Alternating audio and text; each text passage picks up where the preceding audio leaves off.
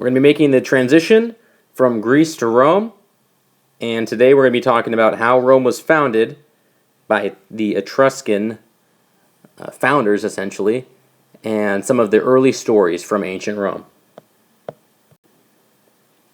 So we got to talk about a myth. So I hope you love a story because this is a good story, and you may have heard it before. So you have a woman, her name is Sylvia, and you have the god Mars. And this is a myth, okay? So you got to keep in mind, this is how Rome supposedly was founded. Sylvia and Mars go, and they are going to have two baby boys, twin boys. Their names are Romulus and Remus. However, these boys have a very, very jealous uncle, and the jealous uncle wants to kill these two baby boys. What a bad guy. And, sound familiar, the mom is going to go, Miss Sylvia is going to go and say, I don't want my baby boys to be killed, so I'm going to go send them down the river. And she sends them in a basket down the river. And lo and behold, they're actually raised by a she-wolf. She-wolf, as you can see right there. And kind of a weird story. These two boys are basically going to be raised by the wolf. And as they get older, they are not going to be best friends. And eventually they're going to get in a big old fight. And one brother is going to kill the other brother. Romulus is going to fight his brother Remus, and Mr. Romulus wins, hence the name Rome. The name that we get, Rome, supposedly is named after one of these brothers who was raised by she-wolves and basically founds a city. A date you need to know, one of the few dates you need to know from this unit is going to be 753 BC. This is essentially established as the date that Rome was founded. Obviously, the story is completely false. It's a fun myth. Everybody in Rome knew it. But you do need to actually know this date. This is considered the establishment date of Rome. So, very famous statue here of the mother wolf, the she-wolf, feeding these baby boys, nursing them. And they actually were, they could say that they were raised by wolves, which is kind of cool. Now, this is from Libby. We'll talk about him here in a little bit. He was a historian. He said, things that happened before the city's conception or founding are passed on more as poetic embellishments than sound history. And I don't intend to support or refute them. It's a convention of antiquity to make the founding of cities seem more important by adding divine intervention.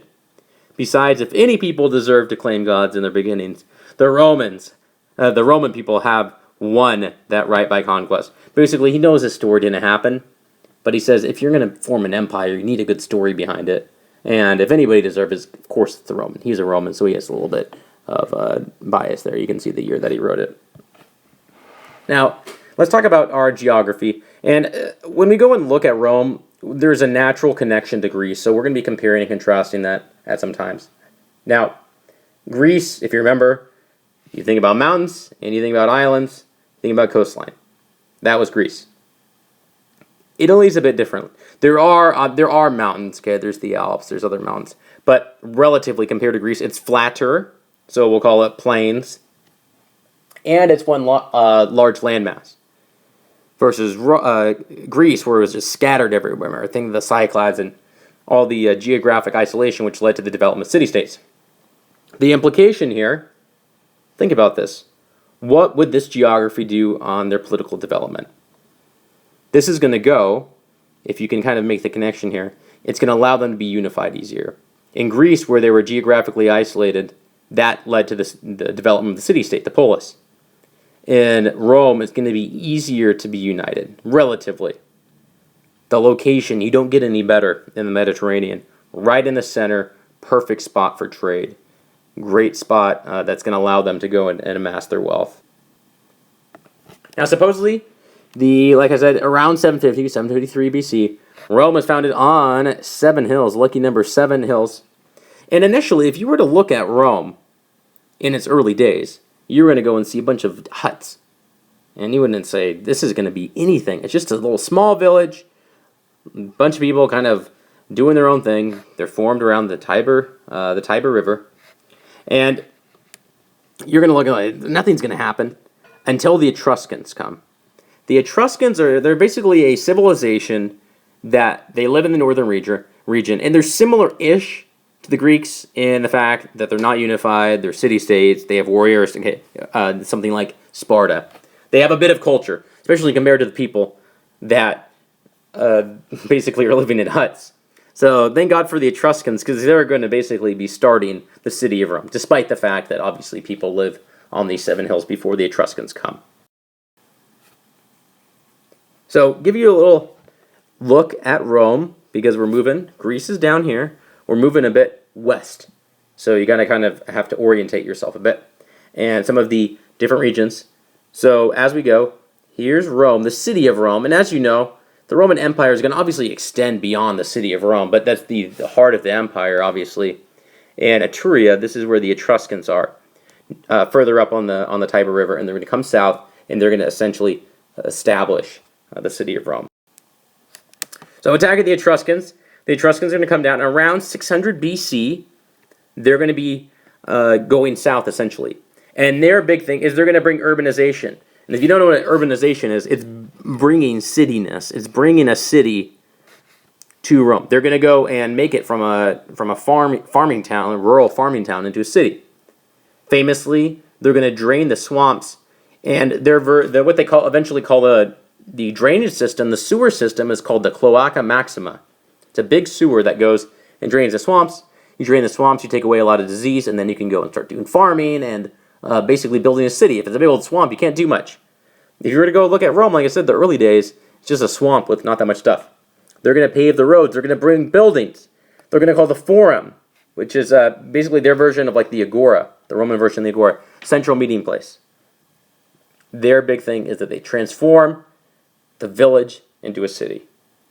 And we'll talk about here, basically, eventually the Etruscans are not going to be liked too much, and the idea of an Etruscan monarchy will disappear, and the establishment of a Roman Republic, going and having people represent you, will occur as well.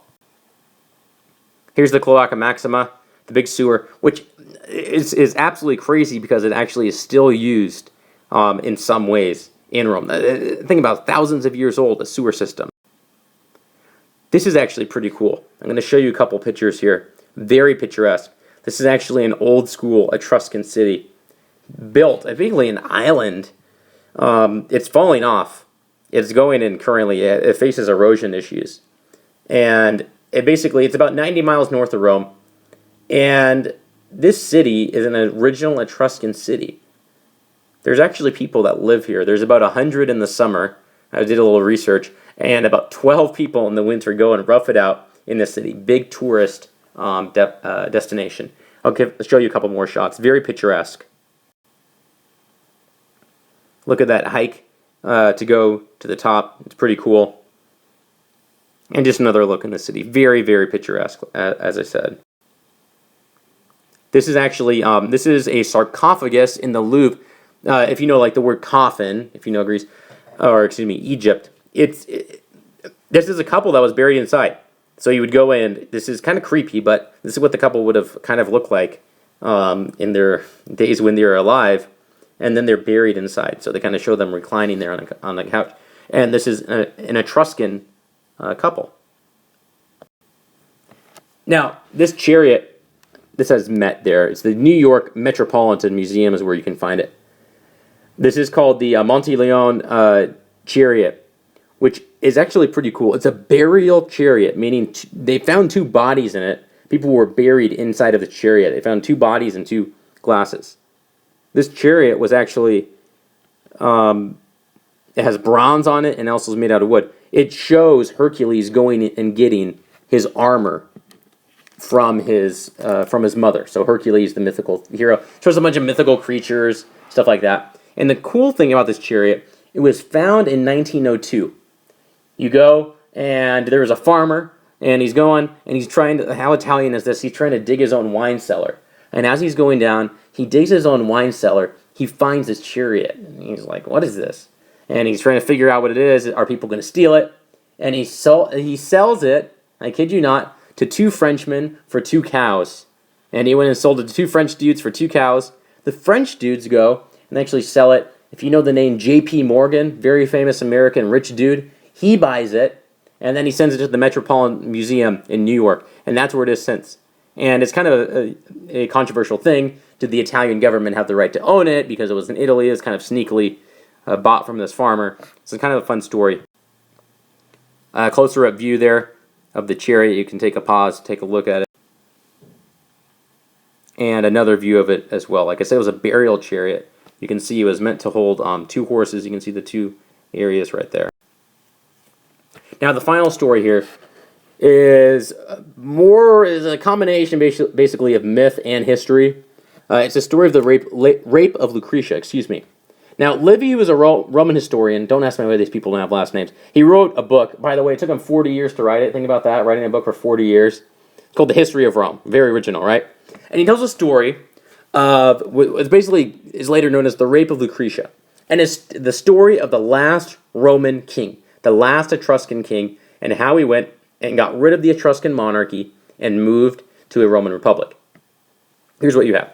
You have the Etruscan king Tarquin, and you have his son Sextus, who's the prince. And Sextus and a bunch of his buddies are hanging out one night, having a good drinking party, and they start talking about their wives. And each of the men are saying, oh, my wife is a good wife, mine's the best, and they kind of get in a little fight about who's the best one. And they say, okay, let's go spy on our wives and see what they're doing. They go and they spy on the wives. A lot of the wives are partying, not being a good wife. And they go and they search on one of the wives, Lucretia, and she's the wife of Sextus's cousin. And they look through the window, and what is she doing at night while all these men are partying outside? All these other women are doing stuff they're not supposed to be doing. She goes and she's spinning her wool late at night. Basically, the idea is she's being a devout wife, doing her job even when nobody's looking. Sounds like a pretty good woman. Now, what happens is this awful, awful, brutal king, Mr. Sextus, Prince, is essentially going to go, and he's going to find Lucretia very attractive, that feature to her, and he's going to take advantage of her. He goes and threatens Lucretia. After he takes advantage of her, he's going to try to frame her. He's going to say that Lucretia had done a lot of other bad stuff, and Lucretia is so overcome with guilt due to no fault of her own that she kills herself. She goes and stabs herself. So sad. Now, what's the point of the story? The point is the idea of having a king or a prince is not going to exist anymore. Because what happened here, people did not want something like this to go on. And this story is passed down of this is why a king is bad. Because of what Prince Sextus did. This idea that he took advantage. That's what happens when people have too much power. So this ushers in the era of the Roman Republic. And if you know anything, this is a bit ironic because later we have an emperor in Rome. But at least for now, this story is passed down. The rape of Lucretia. This is what happens when you have a king in charge.